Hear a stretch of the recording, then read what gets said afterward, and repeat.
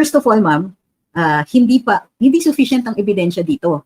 So, ganito ha, everything is about balance. Okay, ulitin ko, everything is about balance. Posibleng galit na tayo dito. Dahil nga nakikita natin ang mga lifestyle ng mga mambabatas, no less ha, na hindi naman ma-explain kung saan nanggagaling yung kanilang pera. So, titingnan natin ngayon yung mga kontratista. Kasi sila ang may hawak ng susi. Sa totoo lang, nakailang kausap na ako sa mga kontratista, alam nila yung kabulukan dyan, pero kailangan nilang kumita. At kung kumikita man sila, well, kukunti yung mga katulad daw ni na Diskaya. I don't know about that. Ang nakikita natin is, kailangan kumita ang kontratista, pero kailangan din kumita yung mga tao na nagpa-facilitate na makuha nila yung mga proyekto na yun. Now, in order para mapanagot natin itong mga ito, kailangan ng ebidensya, kaya kailangan ng hearings. Ngayon, ang investigasyon ba sa Senate inquiry ay isang fact-finding? Hindi. Ito ay, well, pwede silang mag-fact-finding for the purpose, and the only purpose is to create a law para mapakigpitan ang procurement process, monitoring, and so on. Hindi purpose ng Senate investigation or Senate inquiry or kahit House inquiry para mag-prosecute, kailangan lang nilang makahanap ng facts for the purpose of creating a law. Okay? Kasi baka naman iniisip ninyo yung mga nasisiwalat dito, automatic pwede na natin silang husgahan ng guilty. Tandaan ninyo, hindi ganun kalaganap yung opportunity nila madinig. Dahil kadalasan, katulad kanina, frustrated si Senator Bato at galit na si Senator Marcoleta. Hindi ito conducive to fact-finding. Hindi ko sinasabing mali sila. Hindi ko sinasabing hindi dapat nila gawin yun kasi naiintindihan ko yung galit nila, nakakagalit naman talaga. But this is not a trial. So kahit sabihin ninyo na sa tingin ninyo, guilty na itong mga to, iba ang guilt kapag ang court ang nag-establish niyan. Now, ano yung mga safeguards under the procurement law?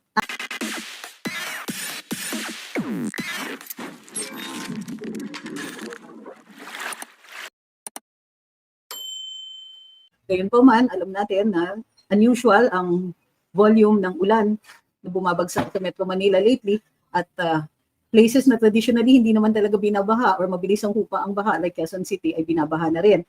Kung kaya't napansin natin na, well, dahil dito, nag-iimbestiga ang ating Senado, tungo na rin dun sa ano ba yan, discovery ng ating Pangulo tungkol sa flood control. Siguro dahil 2 beses na nga siya na-fact check ng panahon, iniyabang pa niya ang 5,500 flood control projects, tapos 20 taon na magkasunod na ang monsoon season ay nagpatunay na hindi talaga alam ng ating Pangulo kung ano ang construction projects sa Departamento ng Public Works and Highways. Normally, kung abogado, yung presidente, he would have ordered a quiet investigation, nagkolekta na ng ebidensya, at hinanda na yung mga kaso bago in-announce yung discovery na ito. But BBM being BBM, inuna niya yung communications aspect. Kung kaya't ngayon, mapapansin natin, isa sa issues na tinalakay during the Senate investigation today or Senate inquiry ngayong araw na ito ay yung kabagalan ng COA, the Commission on Audit. Pero I think may explanation naman yon. Still, the increasing frustration ng ating mga kababayan tungkol dito sa mga pangyayaring ito makes us worry about yung eventual accountability ng mga tao dito. May mga napapansin na tayo. Pero bago tayo magsimula, huwag po natin kakalimutan, like, share, follow, and subscribe. Para dun sa mga bago pa lang dito, mayroong kaming Facebook page. It's Luminous by Trixie Cruz Angeles and Ahmed Paglinawan. We have a second one, which is Trixie Cruz Angeles. There is, we have a YouTube channel, which is Luminous by TCA and AGP. And we have a TikTok channel, which is Luminous TCA. We're also on Rumble as a form of a backup. So sabi ni Carlo Tan, all roads lead to PBBM or Duterte? Hardly. Okay? So let's begin. Let's begin.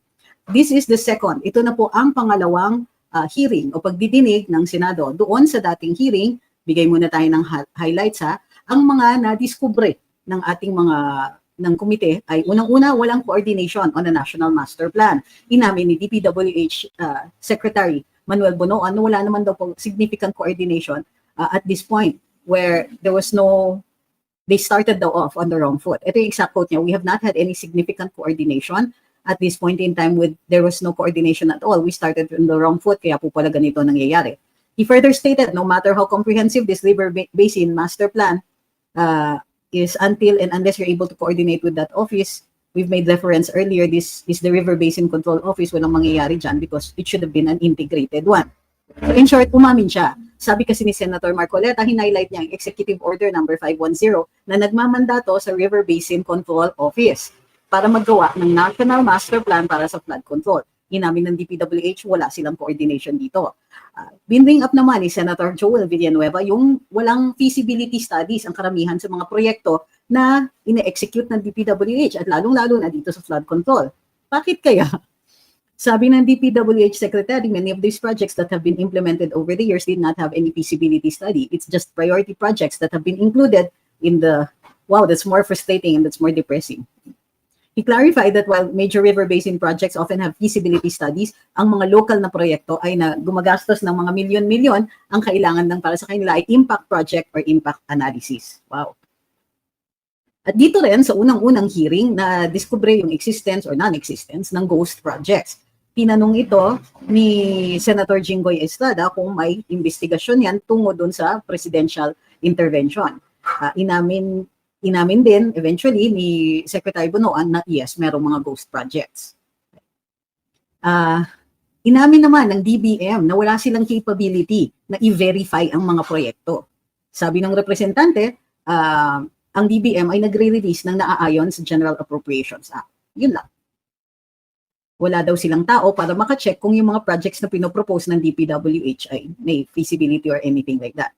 Bukod pa dyan, at ito po ay significant sa hearing ngayong araw na ito, ay undercapitalized ang mga kontratista at questionable ang mga awards. Medyo self-explanatory na yan.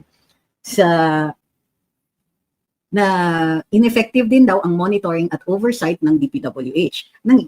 Na paunlakan pa yan today, well, na expand yung discussion yan today sa hearing.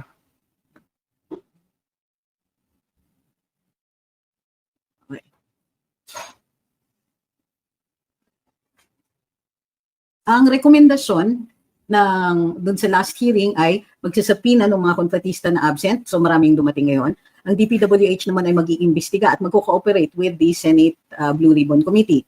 Inutusan sila noon. Naghikayat ang mga senador na i-reallocate ang budget for 2026 flood control dun sa yung totoong flood-prone areas. Humingi rin ng accountability para sa mga corrupt practices ina-identify. Nanawagan ang mga senador. In the first hearing po ito, nanawagan ang mga senador na i-identify at i-prosecute ang mga politiko na involved dito sa mga questionable proyekto na ito. And finally, nanawagan para sa komprehensibong master plan at cooperation between the DPWH and the river basin projects. At nagsuggest din si Senator Tito Soto na i-piercing veil of corporate fiction. Yan po ay mas napadiscuss ngayong araw na ito. Highlights of today's hearing. So ano yung mga nakita natin mga issues? So, ito ang quick reaction pa lang ito, hindi pa ito in-depth analysis. So ano yung mga highlights? Na-discuss muli yung undercapitalization ng mga kontratista. Isa doon sa pag-uusap or pag-question sa ilang mga kontratista, lumalabas, halimbawa, ang isa ay single proprietorship, sole proprietorship, pero nag-umpisa sa 250,000 pesos na account na declared assets. Gayon din po doon sa isang kumpanya na naging ilang kumpanya sila. And they discovered also in the course of yung pag-uusap a second issue, which is yung ibang mga kontratista ay nag-create ng iba pang mga korporasyon at nagko-compete sila with each other, which is another way of saying nagkukuntsabahan sila. Nagsisplit sila ng mga contracts so that hindi nahahalata kung ganong kalaki ang nakukuha ng isang kontratista o ang isang kumpanya. Pick up. Ang COA, nakita na frustrated si Senator Bato. At to some extent, frustrated din po si Senator Marcoleta sa tipong kabagalan ng COA. Halimbawa, after na audit na yung project, magbibigay sila ng notice kung saan hindi nag-comply yung kontratista. And so they're given time to na-correct yung kanilang proyekto or to pay damages. Kapag na-correct na at nabayaran na yung damages, hindi na po, it becomes an accepted contract na. So tinanong sila, anong nangyayari pagka may ghost contracts? Ibig sabihin baka posible nga na hindi pa yon na-audit or kailangan pa yan ng fraud audit. Okay, so in-explain ng COA kanina na maraming klase na audit. Na extensive yung pag-uusap with the Philippine Contractors Accreditation Board. Okay? Ito po ang nagbibigay ng ranking or rating sa mga kontratista involved in construction. Yung mga A, AAA, etc. Sila po ang naggagawad ng ganong grade o rating. Sila po ay nag-umpisa na mag-imbestiga dito sa mga ghost projects. Nagpadala sila ng invitation or inquiry sa DPWH at humingi ng ilang mga dokumento. In spite of dun sa maayos na paghihingi nila, hindi sila sinagot man lang ng DPWH. Gayon pa man ay nag-umpisa na sila sa kanilang investigasyon. Napansin nito ni Senator Marcoleta at nadala tayo dun sa susunod na issue. Yung list ng ghost projects daw, hiningi ng Senate Blue Ribbon Committee, pero 2 lang ang binigay na pangalan ng DPWH. Ayon kay Senator Marcoleta, at ito po ay isa na publiko na niya, mayroong ang nag-inform sa kanila na ang ghost projects amounts to about 7.5 billion pesos. This amounts to about 70 ghost projects. Ang mga documents na isinumite ay mga 17 or 15 projects lang at hindi umaabot dun sa naturang binanggit na amount. So, at ito lang ay yung mga 17 or 15 projects that have no structures. So muli, pinaalala sa DPWH na kung hindi sila magko-cooperate ay makukontempt na sila. Okay, yun po ang highlights for today. So muli, na-raise na naman yung mga issues ng kulang ang assets ng mga kontratista. Bakit importante yung assets ng mga kontratista? Dahil kapag nag-fail sila sa isang proyekto at sila po ay kasuhan, kailangan mayroon silang sufficient na pera or real property para mabayaran o masagot yung kanilang mga pagkukulang. Kung kaya't matindi rin dapat ang pag-enforce dun sa rule na hindi dapat nakakakuha ng more than one contract ang construction company para nakatutok sila per project, and sa gayon, they will be able to mapapanagutan nila ang bawat kontrata nila. Naging issue din po ang possible collusion ng mga kontratista with DPWH executives. Pero walang gustong magsalita. Frustrated nga dito si Senator Jinggoy Estrada nung tinatanong niya, sinong kilala niya dyan? Sinong kaibigan yung district engineer? And so on. Naging issue din po, of course, is yung kabagalan ng response ng gobyerno. So may mga pinapatawag, AMLAC at saka BIR. Ang BIR, sandali lang po nakapagbigay panayam, sila po ay nagsabi lang na hindi nila pwedeng isa publiko yung impormasyon. Pwede silang magbigay ng impormasyon tungkol dun sa taxes filed ng mga kontratista, but they can only give it during executive session. But it is really up to the senators kung sila po ay isa sa publiko yung impormasyon na yun.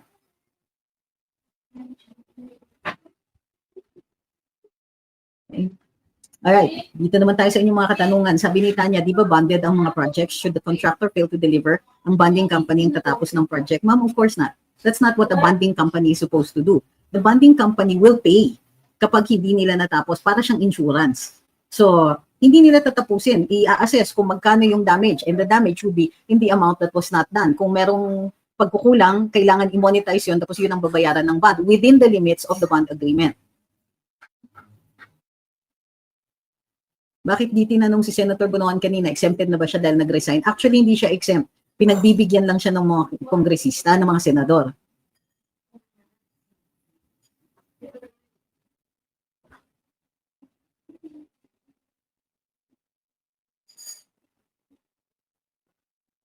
Sabi ni Ma'am Josephine, biro mo yung babae, USEC ng DPWH. Si Senator Marcoleta pa yung nagpaintindi ng flow ng monitoring sa kanilang office that is under her office but refused to acknowledge the ghost projects. Kasi daw, ayon sa kanya, siya ay nasa planning, hindi sa operation, so hindi niya malalaman yung mga yon. Ang tanong, bakit siya yung pinadala?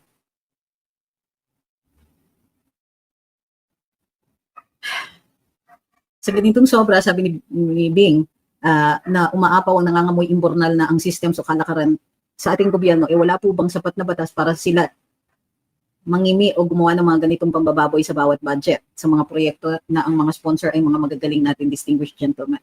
First of all, ma'am, hindi sufficient ang ebidensya dito.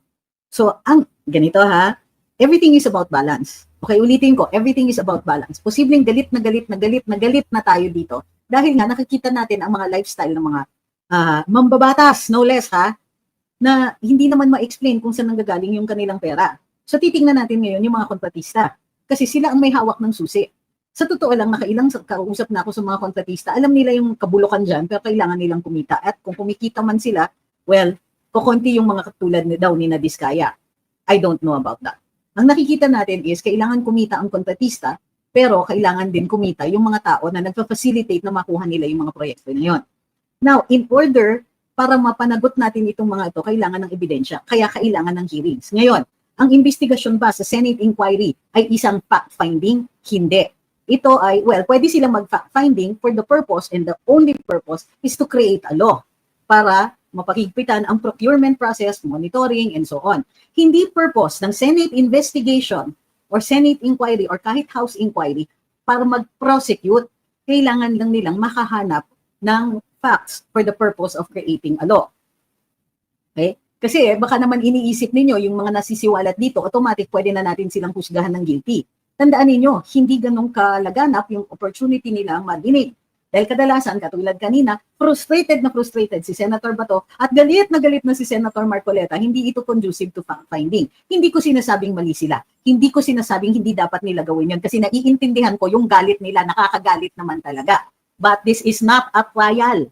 So kahit sabihin ninyo na sa tingin ninyo, guilty na itong mga to, iba ang guilt kapag ang court ang nag-establish niyan. Now, ano yung mga safeguards under the procurement law? Tama, may bonds. Required ang bonds yan. Required ang ginagawa rin ng COA kapag hindi nag-comply yung government agency, either magsoli sila ng pera, mapanagot nila, or magbabayad sila. Kung hindi magawa lahat ng iyon at hindi ma-explain at sa tingin ng COA may malis dito, mayroon silang pagkakataon or sila po ay nagre-recommend ng filing ng cases. Mabilis ba ito? Of course na. Kasi ang dami pang dadaanan yan. Tama ba yun? Napakabagal. Well, meron tinatawag na due process na nire-require ng saligang batas to protect the innocent. Ay, mamaya sasabihin nyo na naman, hindi dapat ganyan, dapat kulong na naman kaagad, dapat ganito. Isipin nyo lang kung gawin nila yan sa mga katulad ni na VP Inday, ni na Kongkulong. Tayo din na maghahanap ng due process. So muli, yan po ay resulta ng sistema. Pwede bang gawa ng paraan ng Senado para higpitan ang mga patakaran dito? Yes. Pwede ba silang mag-institute ng mas malaki yung requirements para dun sa mga kontratista? Yes. Pwede ba silang mag one strike rule? One time ka lang mahuli na mali o substandard or ghost project, out ka na. Hindi ka na pwedeng gumawa ng mga panibagong kumpanya para makakuha ng bagong kontrata. Okay? Yung concept ninyo na ang maapaw na, nangangamoy na silang ganito. Oo, nangangamoy. Pero is that a sufficient evidence para ma-filean sila ng kaso? Kulang pa po. Kaya nga po tumutuloy ang investigasyon. So now nakikita natin ang PCAB o Philippine Construction Accreditation Board ay nag-iimbestiga na rin.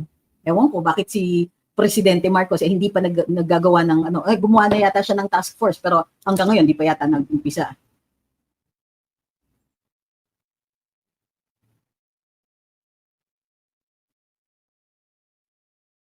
Sabi ni Ma'am Michelle, frustrated ako kay Senator Bongo, masyadong mabait, di na natin kailangan ng mga ganyang statement, kailangan ng tao, action, very impatient ng mga tao.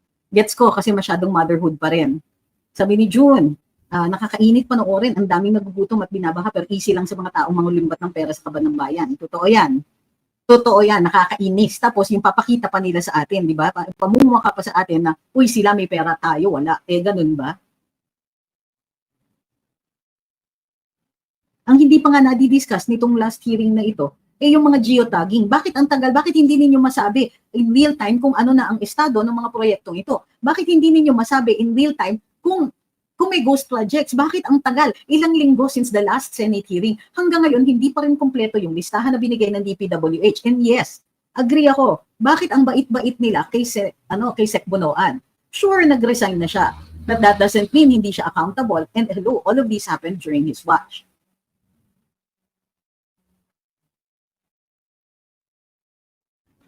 O tama, sabi ni Julian's World, damay-damay na, Bureau of Customs, NBI, DPWH, contractors, pick up, dapat lang. Totoo yan. Hi, Miss Artemis, maraming salamat. Hi kay ACJ, at saka kay General Patronage. Thank you for sharing the live, Miss Mary Ann. Sabi ni Nedge, super galit na talaga ako. Hi, Miss Artemis uli, thank you very much. Hi, Miss Joan.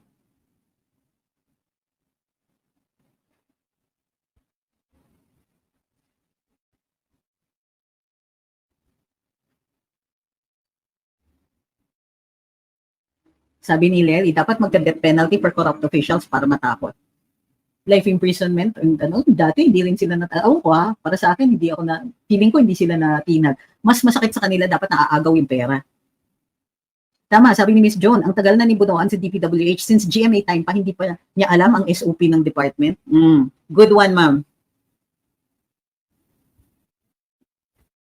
Sino ang gumagawa ng NEP, mga tauhan sa Malacanang at hindi ang presidente? Well, hindi talaga ang presidente kasi ang NEP, binabase yan doon sa mga report ng bawat kalihim ng gabinete. So yung mga cabinet secretaries yan, their departments are the ones that make their budgets. Ipopropose yan, dadaan yan sa presidente, i-approve niya and then titignan ng DBM. Ang DBM, may input din sila. Ang totoo niyan, last touch on the executive side, ang DBM. So huwag niyong sasabihin na may mga tao dyan sa Malacanang gumagawa niyan. Hindi, last touch ang DBM. At sila ang magsasabi, ay hindi pwede yan, kulang ang pera, etc. etc. Ang DBM, tinatapyas nila yung budget ng bawat department. Tapos pagdating sa Kongreso, ayan na naman. So ang hindi ko nakita na diniscuss ngayong araw na ito dito sa issue ng flood control ay kung sino yung mga naglakad ng mga kontrata na yan.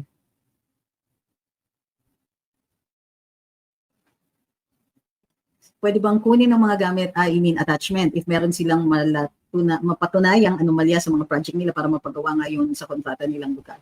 Yes, of course, pwede yan. Pero kailangan yan ng hearing muna. Kailangan dumaan yan sa hukuman. Kailangan dyan talaga actually ay freeze order. Ang problema, ang freeze order, anong gagawin mong freeze order kung naitakbo o naitago na yung mga property?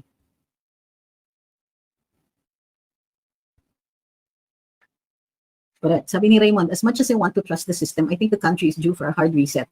It is so frustrating. I was a government employee earning 13K monthly, then you learn some are stealing billions. Pero yung totoo niyan, sir, ito yung tingin ko the system is fine, the people are horrible. Sabi ni Miss Marlene, yun pong mga nahuli na nagkakasino, hindi po ba enough proof yun na nilustay talaga nila yung pera? Hindi, ma'am. Proof lang yun na nagsusugal sila. Bawal magsugal ang mga government employees. Grabe, millions kada punta ang winawaldas. Ma'am, that is not, yun na nga yung problema is, your idea of evidence and the court's idea of evidence are two different things. Sa'yo, nakikita ninyo lifestyle. Yes, that's evidence in an administrative case. Pero hindi yan conclusive in a criminal case. So, ang daming kailangan patunayan dyan. How much do you earn? How much did you declare? How much did you pay in taxes? What is your lifestyle? Saan nanggagaling lahat ng pera ninyo? Pag hindi yan ma-explain, so kung ordinaryong mamamayan, di ka government employee, hindi mo explain kung bakit ang dami mong pera, magbabayad ka ng tax. Kasi sa totoo lang, taxes are resource blind. Ibig sabihin, the BIR doesn't care where your money comes from. You must pay taxes basta may income ka. As for the others, yun, kung merong nagnanakaw dyan o may humihingi ng pera, kaya nagiging substandard yung mga proyekto, yan, step by step, papatunayan mo sa hukuman yan, lalo-lalo na sa Sandigan Bayan, pakastrikto sa ebidensya. Ano yung mga kailangan patunayan? Una, may proyekto. Pangalawa, yung proyekto ay hindi maganda o hindi naaayon doon sa nakasulat na standards. O pwede naman umabot ka doon sa standards, pero yung standards mismo may problema. So, lahat yan kailangan mong patunayan. Pangatlo, may releases ng pera. Yung ibang pera pumunta sa mga corrupt officials. So kung nagpunta yung pera sa corrupt officials, ano yung purpose ng pera na yan? Kung sasabihin na itong taong ito ang gumawa ng permiso o naggawad ng award sa kanila, o yan, then it's tied up na. So each element has to be proven. Each element has to have evidence. Hindi enough na nakikita natin na ang dami nilang pera at winawaldas yung pera na yon. Kung ikaw ay government employee, kailangan tignan natin ano yung opportunities niya. Baka mayaman yung asawa, baka alam nyo na. So again, your idea of what constitutes guilt might not be the same as that of the court.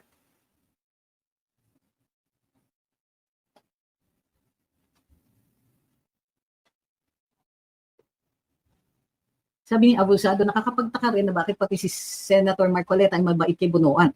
Como ba't 80 na siya may pinagtatakpan? Sabi ni Ponyos, medyo nainis ako kay Bongo kanina. Everyone is maximizing their time. Tapos nag-generic speech lang si Bongo for 9 minutes. Sana nag-interrogate man lang siya. Interpellate. When people are enraged, sadness is cringe. Totoo yan. Naiirita ako dun sa nalulungkot ako. Hindi to panahon para malungkot, panahon para magalit.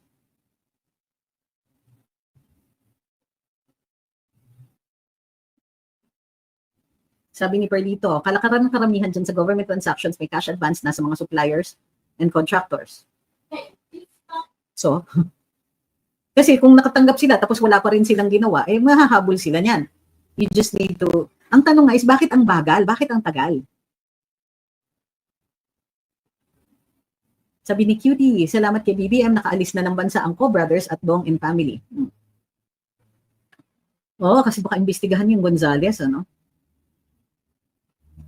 Yun din ang tanong ko, bakit wala pa din daw mga congressman ang nadadawit o nababanggit? Totoo yun, mukhang talagang, in fact today, talagang ang tinitingnan nila yung kuntsabahan, ang most na umabot ay kuntsabahan sa kontratista at saka district engineer, walang banggit. Maliban lang dun sa nung nagtatanong na sa DBM. Tinatanong, sino yung nagsisingit ng mga to? Ang sinasabi lang ng DBM, sa GAA po yan. Okay, subsiting. Come here, sir. Say hi. Dali. Okay. Go home. Why are you here? Where's ate? Okay. Lie down. No, you gotta lie down. Sit down. No biting. Lie down. Down. There you go. You're such a good boy. That's a good boy. Wait for me. Wait. Okay. Sorry, he's subsiting. Sabi ni... Dami ko na-miss na Sabi ni Pompo, kung meron talagang cash advance po kasi need ng mobilization fee. Yeah. Ako, naiintindihan ko yung need for cash advance. Anong gagamitin ng kontratista para makapag-umpisa ng proyekto? Sabi ni Sherwin, dapat ipatawag din ng DTI, CIAP, or Construction Industry Authority of the Philippines. I agree. Sabi ni Home Diva, bakit po 1 week na naman yung next hearing? Shouldn't we have a hearing every day? This is a serious issue. It will unravel everything, going all the way up to the president for sure. Somebody is dragging their feet. I don't know. But remember, Senator Marcoleta can only do so much. Magsasabi siya, magpa-file siya ng, he asks permission pa para siya po ay makapag-conduct ng hearing. Kino-coordinate din yan. Marami rin nag-hearing.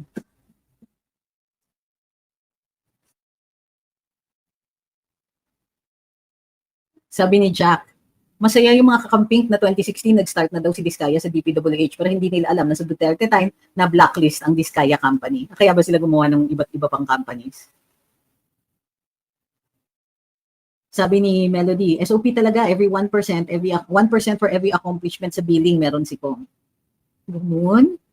Thank you kay General Patronage. Nax, meron ka ng gifter badge kaagad. Sabi ni, nabasa ko na pala. Sabi ni Miss Ola, ako lang ba ang naiirita parating merong sideswipe si Soto na Duterte? Totoo. Irita, di ba, mayat-maya? Tapos, meron pa siyang kahapot, kausap ko ang presidente. Parang, ew, so what?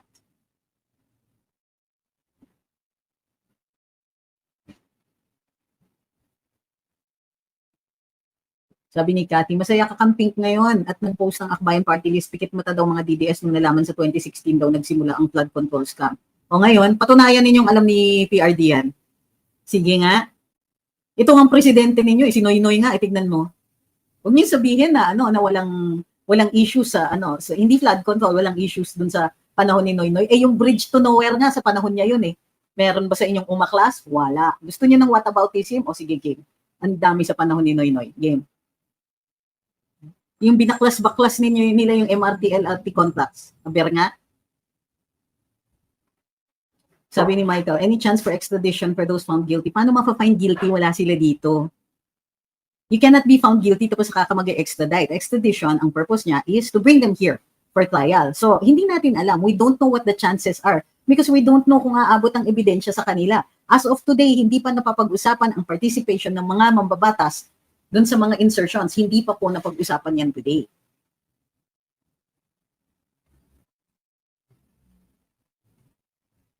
Sabi ni Azel, maganda ang point ni Senator Zubiri, ipatawag na lang yung mga congressmen where the districts have issues of flood control and make them defend it para matapos na. Paano yung mga party list representatives? Hindi naman nila lugar yung mga yun. Hindi naman sila district na madali determine. Sabi ni Madge, if ever may bala ka bang tumakbo sa 2028, well, let's burn that bridge when we get there. Bakit po? Sabi ni Ma'am Elenita, siguro po nagutom sila sa time ni Presidente Duterte kaya grabe hapot nilang talamak. Totoo yan. Sabi ni Iko, Noynoy canceled the Laguna Lake Dredging Project and that's why nagka-water shortage tayo. Nakalimutan nyo. Bahagi yun eh. Remember, nung panahon ni Duterte, binabakbakan na ni PRD. Bakit nauubusan pa rin ng tubig? Ano nangyari dun sa pangako ng isang water company tungkol dun sa na mag-purify sila ng tubig na nanggagaling sa Laguna Lake?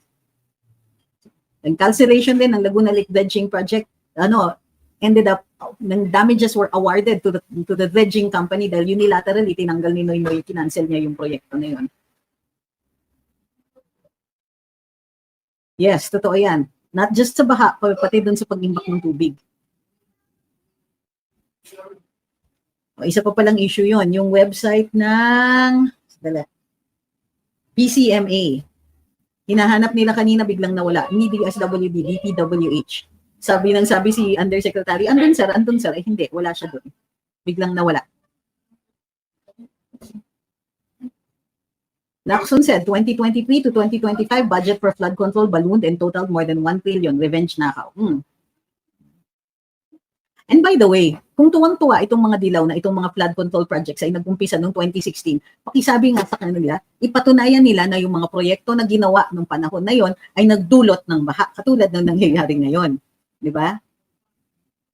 Sinabi rin ni Presidente Marcos ngayong araw na ito, actually through Undersecretary Claire Castro, tinanong willing naman daw si Presidente Marcos, kahapon, willing naman daw si Presidente Marcos na humingi ng abiso sa mga Duterte basta i-explain daw nila yung 13,000 flood control projects ng 2016 and onward.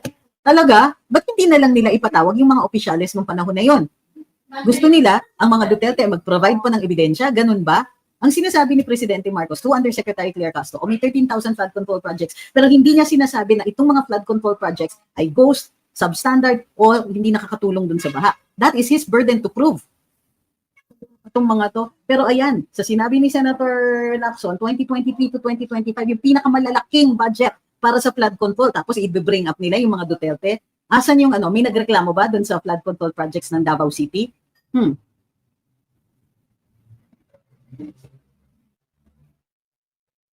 That is their burden. Gusto ang sasabihin lang nila, just because there were flood control projects in the Duterte administration doesn't mean that these flood control projects were anomalous, substandard, or ghost. So, sige, tumawa kayo dyan. Pero sino ba ang mga hino-hold accountable ngayon? Yung nasa 15 na yan, sino ba yung mga yan? Sabi ni Albert Ryan, then dapat i-check. Dapat nga i-check. I-check ng administrasyon na ito. Bakit puro PR ang ginagawa nila? Bakit puro dak-dak ang ginagawa nila? Kung may issue sila sa flood control projects under the Duterte administration, asan yung ebidensya nila? Asan ang investigasyon? Nauuna yung bibig ng presidente ninyo kaysa dun sa pag-iimbestiga. Gusto niya magbintang ng magbintang pagkatapos sasabihin na ikaw pa ang may burden na patunayan mo wala kang kasalanan. Uy, Alberto, wait for it. Antay ka lang. Sige, bakit ako mag-aantay? Wala akong paki sa inyo, sa mga problema ninyo. As a matter of fact, nakikita lang natin yung pagre-raise ng pangalan ng Duterte dito so that ma-mitigate yung mga lumalabas na katiwalian at yung kabulukan ng Marcos administration. Tingnan niyo, bilyones ang pinag-uusapan dito. Sabihin niyo nang may flood control projects noon, hindi rin ako naniniwala dyan sa 13,000 na yon. Furthermore, tingnan niyo yung rescue and relief efforts ng panahon ng Duterte, hindi nag-iintay. Tingnan natin yung mga mitigating circumstances dyan. Dito sa panahon ni Presidente Marcos, anong nangyayari? Pumupunta siya sa flooded areas, tapos titingnan lang niya. Nagtitinginan sila ng mga biktima. Your president has the gall to look at victims like they're just displaced. Like it's Exhibit A of flood control projects. Hindi niya nakikita yung mga tao. Okay? Hello? Don't get me started. Because you're not going to win this argument. Sige nga. Subukan ninyo. Do you see the same kind of rescue and relief efforts? Nauubusan ba ng relief goods ang DSWD panahon ng Duterte? Hindi. Nilalaanan talaga yan. At tinatanggihan yung mga binibigay ng private sector, hindi na kasi kailangan. Dahil talagang pinondohan yan. Anong parating sinasabi ni PRD? May pera naman. Ngayon, sabihin na, wala ka na kayong argument. So ayan na, nang-iinsulto na sila because the surest way, people of the Philippines, understand this. The surest way to understand when a person has lost an argument pag pinepersonal ka na. So itong mga trolls dito sa kabila, ayan na, hindi natin pinag-uusapan ng China, but still, ayan, hirit ng China. Kasi wala silang argument. And that's precisely why we should have discourse like this. Sige, bring up ninyo yung argumento ninyo. Tapos sasabihin nyo sa akin, wait ka lang. Ibig sabihin, wala kayong ebidensya. If you're going to tell me to wait ka na lang, wala pang ebidensya, pinapasok nyo na sa diskurso.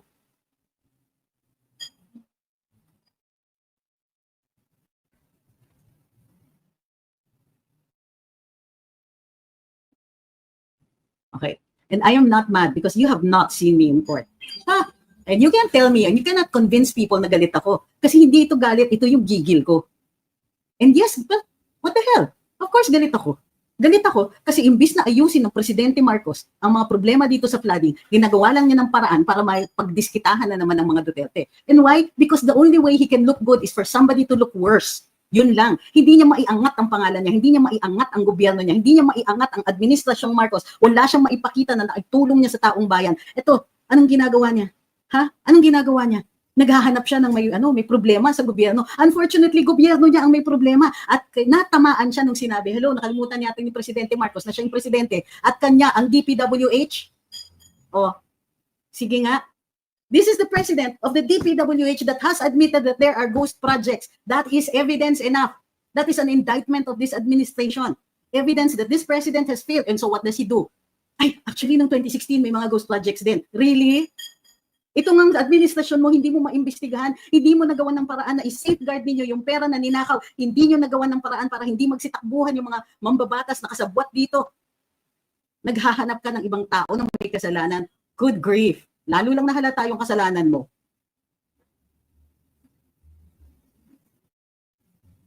Sabi ni tatay, galit sila kasi bakit hindi mapigilan ang flood control ng Davao ang baha sa Luzon? And oh, by the way, pag galit ako, I am faster. I think faster and I am deadlier. So, that's your, that's your gamble. Sabi ni Gising na Pilipinas, galit na mga tao, tapos sasabihin itong mga to, don't get mad.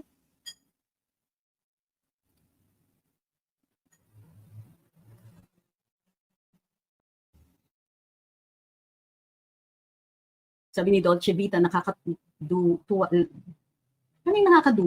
lang kapag binabanggit sa hearing si BBM ba parang hero dahil binubulgar na may ghost projects. Si BBM naman pumirma ng budget. PI, foot. Sabi ni Emil, ito hindi rally na tayo, baha pa. Ako kami mag-rally, baha. Tingin ko sinasadya nila talagang bahain tayo tapos gagawa nila tayo ng fake multo na i-chase natin. Flood control, binabaha yung kalye. Iniisip natin, ito yung mga may kasalanan. Pero ang totoo niyan, tuwan-tuwa sila na binabaha tayo dahil hindi tayo makarally.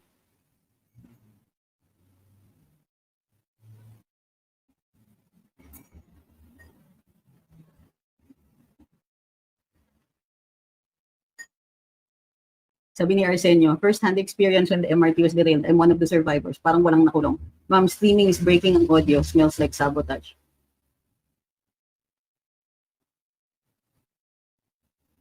Sabi ni It's Fudge, Saldico or his brother should have been there. Anong kalokohan ito?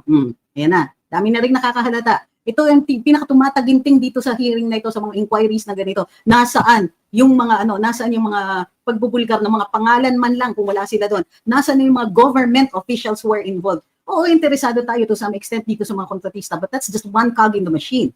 Nasaan yung mga naglagay ng singit-singit dyan sa national budget? Nasaan na yung mga hello, bakit hindi pinapatawag? Hindi naman congressman sino ba to? Si Kimbo, si Stella Kimbo, bakit hindi nila pinapatawag? Kung tungkol naman sa budget, yung mga singit-singit, diba sinabi na ng DBM, naglalabas sila ng NEP, pero ang sumisingit ng mga projects dyan, inamin din ng DPWH, sinisingitan, nagkakaroon ng mga proyekto, yung mga proyekto na yan, walang feasibility studies. Oh, saan nanggagaling yan? Aba, somewhere in the legislative process.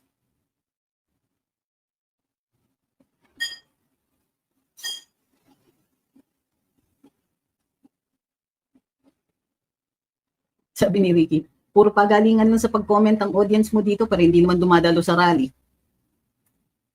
Sabi ni Egg Metal, huwag natin sukuan ang ating bayan dahil 12% bat sa lahat ng binibili at kinakain natin. O nasa na yung nagsasabing wait, you wait ka dyan ng you wait. Ibig sabihin, humihirit ka dyan, wala kang ebidensya. Naghahanap ka pa. Ano ka, parang Presidente Marcos? Alam mo na yung nangyayari pero wala ka naman mapatunay. Tapos, imbis na magpa-imbestiga ka, nag-press release ka, nag-tour of Luzon ka, nag-tour of ghost projects ka, imbis na maghanap ka na mag-iimbestiga, imbis na unahin mo na i-form yung mga investigating bodies o kaya italaga mo yung NBI o PNP or whoever mag-conduct ng forensic examination ng mga dokumento dito. Anong ginawa? Hala, tuloy pa rin ang kanyang tour of Luzon. Kakaloka. Klaseng presidente yan. Tapos umaasa, Senate inquiry. The Senate inquiry is in aid of legislation. Where is the inquiry? Where are the investigations that will lead to an actual arrest? Wala. Yung sa mga nagagalit ako, ang tawag sa'yo?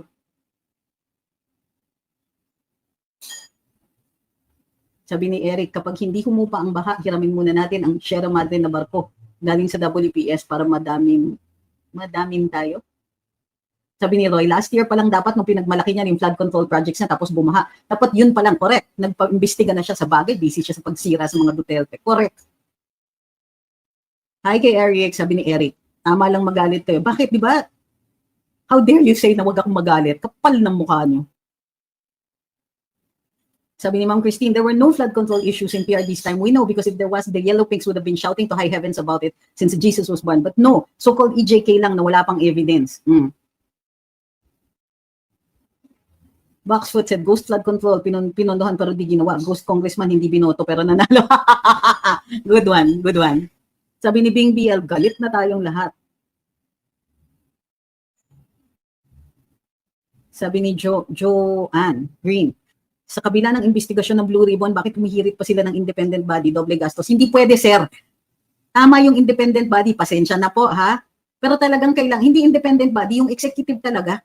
Kasi ang investigasyon ng Blue Ribbon ay in aid of legislation. Ngayon, kung may makuha silang ebidensya, well and good, ay magre-recommenda ang Blue Ribbon ng pagpapile ng mga kaso. Pero ang totoo niyan, kailangan mayroon din on the executive side. O kaya dapat nag-umpisa, nagbukas ng investigasyon ng acting OMB, kaya lang, I doubt it. O. Ngayong araw na ito, may narinig ba tayo na ikin-clear na si Secretary Boying Remulla sa kaso niya sa OMB? Mukhang okay na. Mukhang hindi yata lalabas ang clearance niya. Sabi ni Arsenio, ma'am, kung sinong wala kami, I was with Attorney Trixie in the Supreme Court during the vlogger summons in Congress. Sino yung kung sinong wala kami? Sabi ni Ma'am Michelle, anong ginagawa ng Confi funds ni BBM? Puro lahat gustong sumbong taong bayan pa kailangan mag-imbestiga, kaloka. Sabi ni Ma'am Maylene, may liability po ba ang PCAB? Wala po, nag-iimbestiga pa lang sila. Hindi sumusunod ang DPWH pero wala silang contempt powers. So kung may power sana sila mag-cite in contempt pero hindi nila pinilit na isuko ng DPWH yung listahan, wala.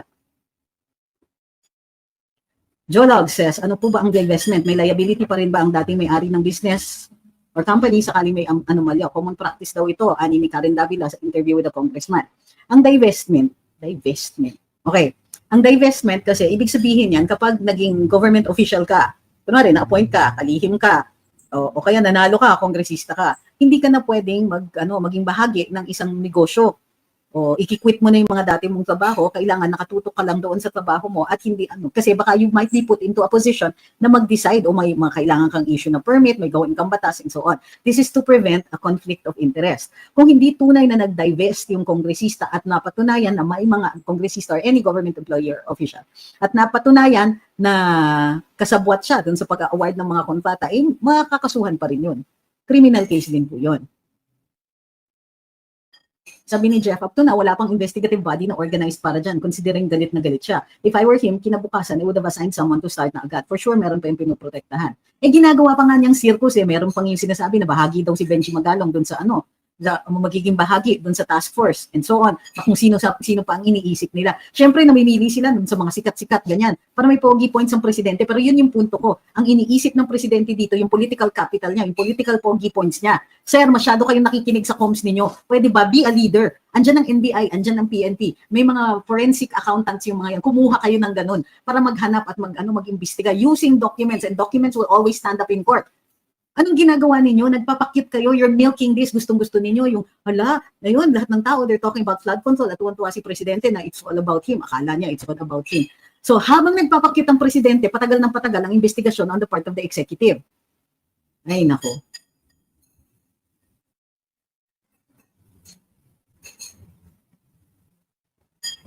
Sabi ni Tan Koto, tama si Kalapid, nakapaligid kay BBM ang mga sindikato.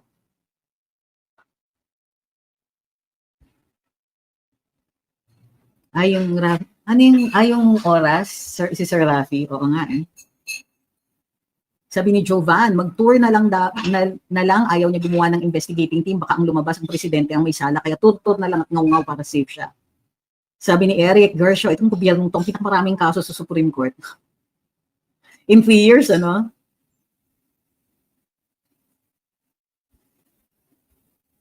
Sabi ni Home Diva, we can't wait anymore. This admin is beyond repair. Marcoleta et al. Have too many demons to fight. I get, yeah. We need to go to the streets now, then the Senate can take their sweet time picking apart the corruption. Good idea. Kaso baha nga eh. Anong nagpalit ng DPWH set para ano? Para maglaho ang issue, lahat ng involved pinalayas na. Mukha nga, ano, ganun ang nangyayari. So, ano, nag-resign si Secretary Bunuan, nagtatakbuhan ng ilang mga legislators, nagwi-withdraw pa nga daw ng pera yung iba. Oh.